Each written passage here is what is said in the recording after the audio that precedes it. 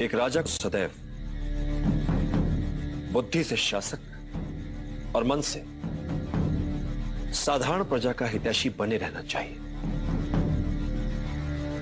राजा वो व्यक्ति होता है जिसे बहुजन के हित में सामाजिक संतुलन बनाए रखने के लिए चुना जाता है।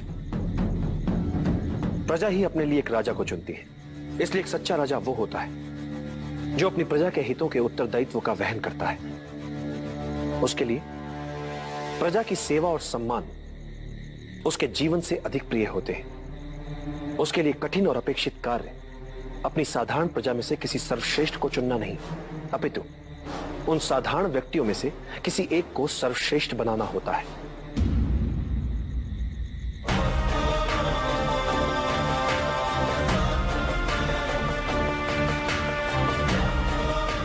एक राजा के लिए सबसे बड़ी चुनौती होती है पूरे देश को सफलता और समृद्धि के महान लक्ष्य को प्राप्त करने के लिए न केवल उन्हें प्रेरित करे, अपितु प्रजा के लिए ही उन्हें प्राप्त करके भी दिखाए।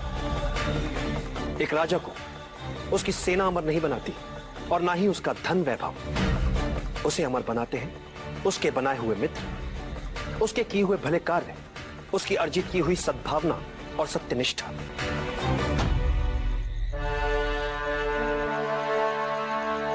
एक योग्य राजा कभी अपने शत्रुओं से नहीं डरता, अपितु शत्रु स्वयं एक राजा से डरते हैं। और एक कुशल राजा वो है जो इसी डर का अपने लाभ के लिए प्रयोग करने में सक्षम होता है। और बुद्धिमान राजा वो है जो राजा का कर्तव्य निभाते हुए भी ये कभी नहीं भूलता कि वो एक साधारण व्यक्ति ही है, जैसा कि प्रजा में एक साधारण व्यक्ति होता है।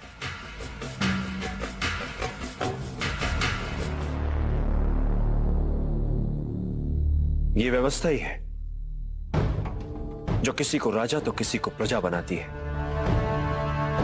और ये व्यवस्था कई छोटे छोटे साधारण जनों से बनती है। इसलिए राजा जो करे जो सोचे तो साधारण जनों के हित में।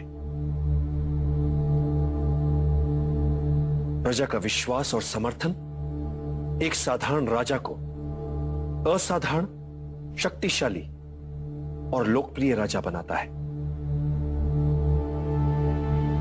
और जब भी राज सिंहासन पर बैठो, एक बात सदैव याद रखो, जब तक बहुजन हिताय बहुजन सुखाय वाली नीति पर नहीं चलोगे, सिंहासन पर बने नहीं रह पाओगे।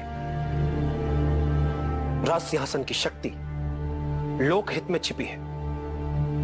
अन्याय और भ्रष्टाचार पर टिका राज्य नहीं चल सकता।